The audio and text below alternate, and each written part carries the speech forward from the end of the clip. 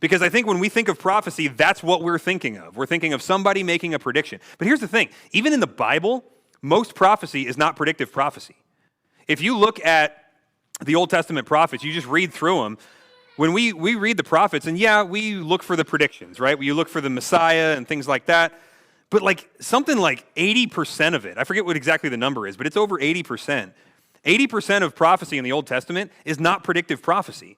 It's talking about the law of Moses and saying, you guys have wandered from it, now turn back and repent.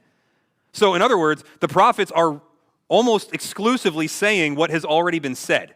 In other words, they're Bible teachers, right? And once you comb through all of that difficult prophetic literature and the images and the poetry and the references and the visions and things like that, you get through all of that interpretive framework, it boils down to three things. Every prophetic book in the Bible boils down to three things, okay? Repent, judgment is coming, hang in there, the Messiah is on his way. That's it. Repent, judgment is coming, hang in there, the Messiah is on his way. And most of it is that repent part, okay? And even when they give good news, they're giving good news because the people have repented.